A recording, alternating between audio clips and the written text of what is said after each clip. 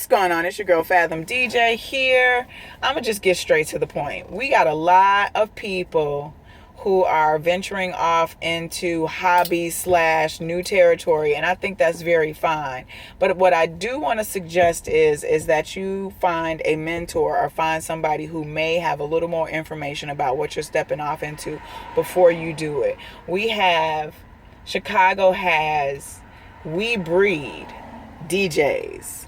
And that's a good thing, because I wouldn't be here if Chicago didn't breed DJs. And I've said this before.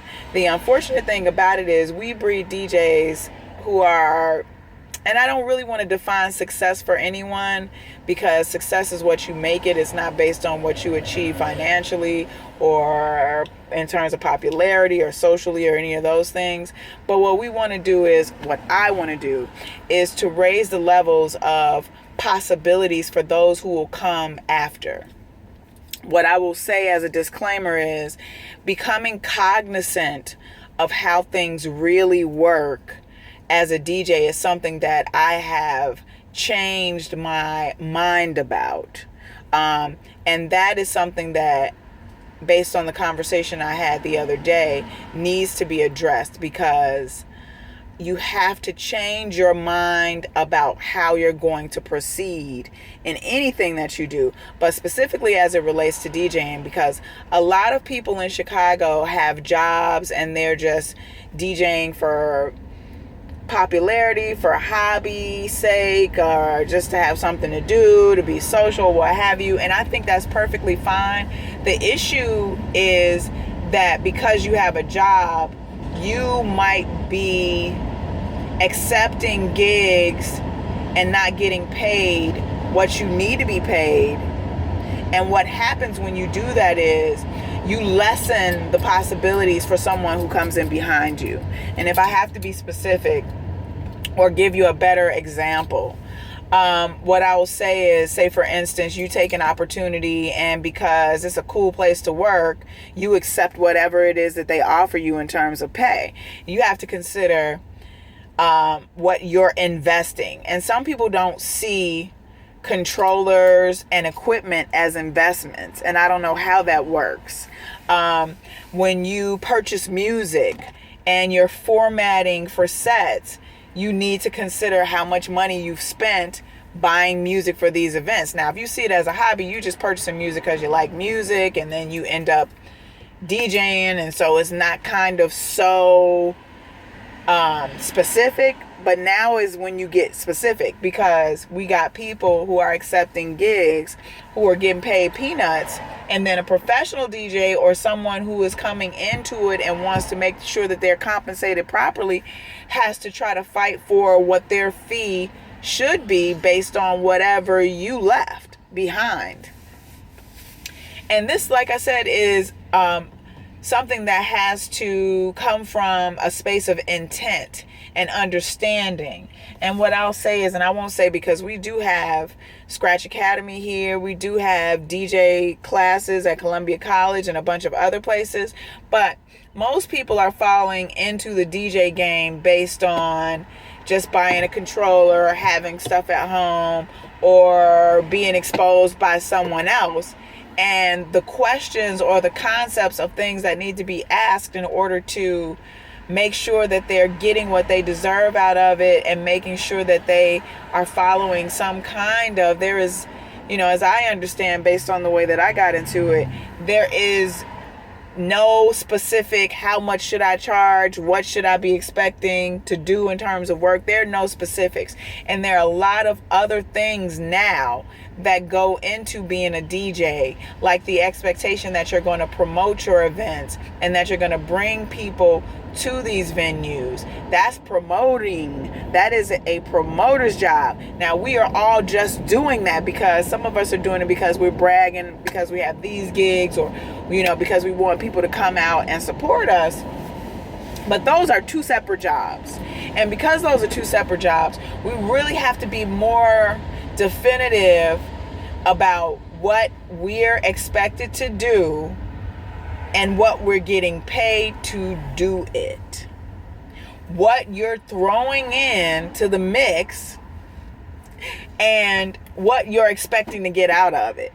some folks are like, well, I'm not going to charge him that much because I get other gigs out of it, and because, he always throws me other work and stuff. Now, that's very fine, but you have to be specific about why you're giving a discount, why you're lessening the rate, and what you're doing based on that. Because this is what's going to change the game for the mentality of venue owners as well as DJs. We have far too many venue owners who are expecting DJs to do everything and giving them pennies.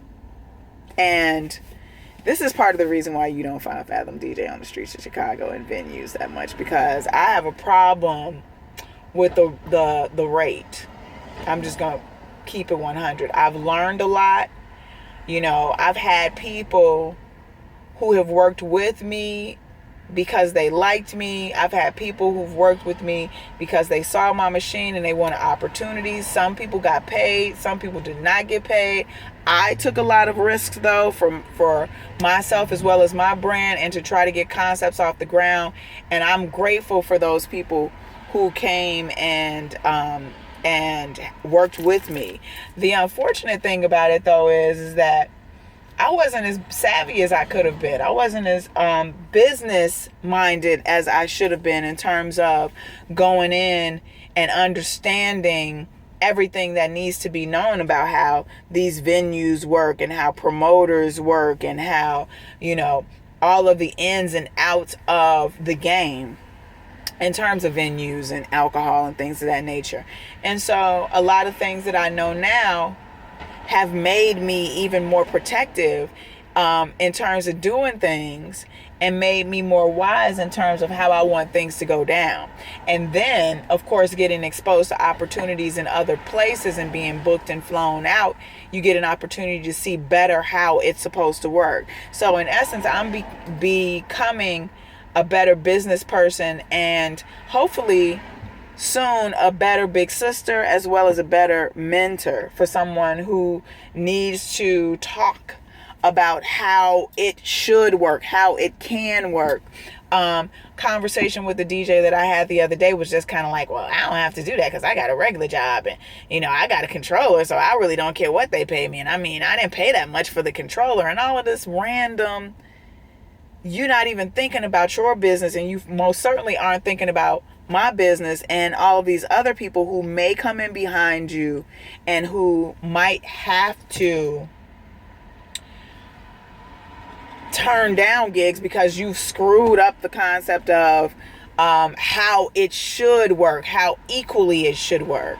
We have promoters who are becoming DJs and wearing two hats, and what it really does is when you don't hire people who are specific about, or pros in a certain arena, or skill sets have that, then you cheapen the experience. And a lot of us are cheapening the experience in terms of music, in terms of events. We have promoters who are becoming DJs who are better at promoting. I am not the best promoter physically. Like, I can get online, I can create a flyer, I can put the word out, but socially, like gathering people and being liked and having folks come to events, I'm not the most social person in the world. So I look to partner with a promoter who is out having drinks, laughing, who people like, who can get people to show up to events.